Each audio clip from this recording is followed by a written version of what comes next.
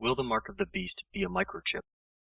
The world today is fascinated with the end times. Unfortunately, too few people take the time to thoroughly and honestly interpret the prophecies pertaining to the end times.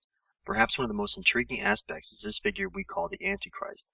In particular, we are fascinated by the mark of the Antichrist, also known as the mark of the beast, the method by which the followers of the Antichrist will be identified. With the emergence of microtechnology since the 1980s has arisen the prospect that people may be provided the option, or even obligated, to implant a microchip within their body for various reasons. Reasons for implanting a microchip are all at least superficially benign. They range from liberating people from carrying wallets, to protecting one's identity from theft, to locating a missing person. However, with the prospect of microchip implantation came droves of concerned Christians who believed, and still believe, that this microchip may be the mark of the beast. Today, many end-time scholars purport this theory as their preferred interpretation of the prophecies concerning the mark of the beast. While these popular and vocal end-time scholars voice their concerns, most real scholars dismiss such a theory as uninformed, superficial interpretation of Scripture. To answer this question, we must first determine whether or not the mark of the beast will be a literal, tangible mark, such as a microchip. Is the mark of the beast a literal mark? Today, there are two schools of thought regarding how the book of Revelation should be interpreted. One school of thought, and the most popular among these end-time scholars, is that Revelation is to be interpreted literally. The other is that Revelation is to be interpreted symbolically. However, these classifications of literal and symbolic interpretations are not only unfair, they're untrue. Those who interpret Scripture literally do not actually interpret Scripture literally. More precisely, they interpret only some prophecies literally and other prophecies symbolically. For example, proponents of the literal interpretation make the assertion that Revelation is to be interpreted literally and at face value. According to this theory, this literal interpretation is to be implied to the mark of the beast.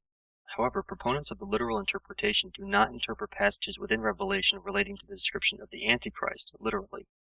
According to Revelation, the Antichrist will be a seven-headed, 10-horned beast that comes out of the sea.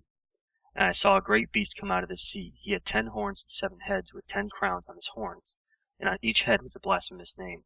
Revelation 13:1. If one were to interpret Revelation literally, they would be forced to conclude that this is a literal description of the Antichrist. However, even the most staunch proponents of the literal interpretation theory admit that this passage is, to at least some degree, to be interpreted symbolically. Those who are alleged to interpret Revelation symbolically also fail to maintain a consistently symbolic interpretation of Revelation.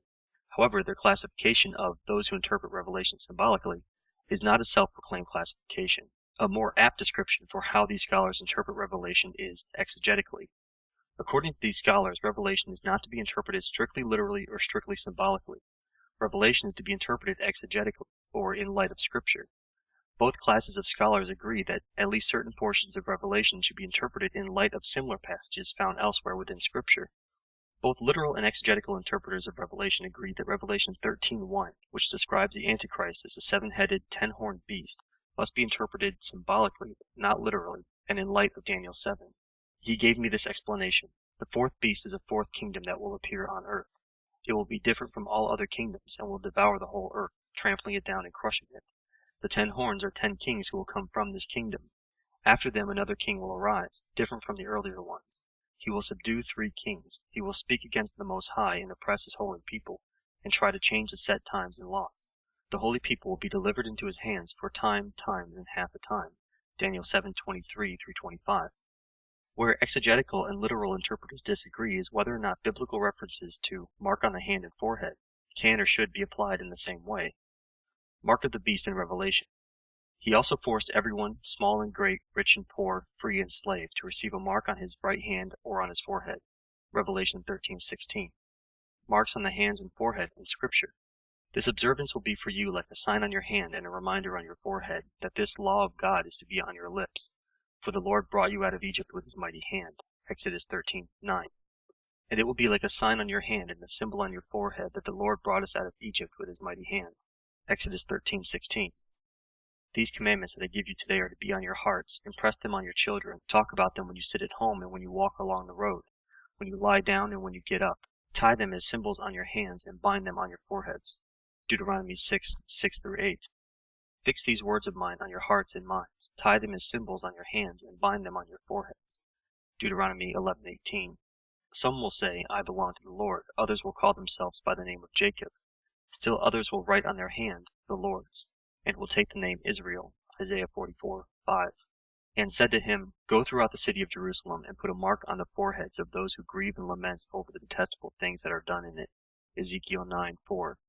From now on, let no one cause me trouble, for I bear on my body the marks of Jesus. Galatians 6:17.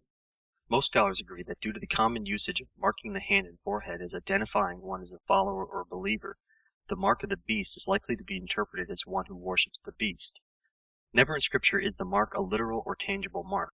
Therefore, it is reasonable to conclude that the author of Revelation, when he used the term mark of the beast, was not suggesting a literal mark. Misusing such a common expression would certainly have confused the original readers of Revelation. Will the mark of the beast be a microchip? If we were to interpret Revelation 13:16 literally and without considering its paralleled usage within Scripture, we may not be able to rule out the usage of a microchip to identify those who submit to the Antichrist. However, when we consider Revelation 13:16 in light of Scripture, arriving at such a conclusion would make little sense. Marking someone on the hand and forehead as a follower of God is a commonly used expression within Scripture, though never meant literally. To assume that the mark of the beast is to be interpreted differently is certainly unprecedented and inconsistent with Scripture in its totality. Therefore, the most reasonable conclusion is that the mark of the beast is not a literal mark, such as a microchip. Instead, to receive the mark of the beast means nothing more than to worship the beast as a god.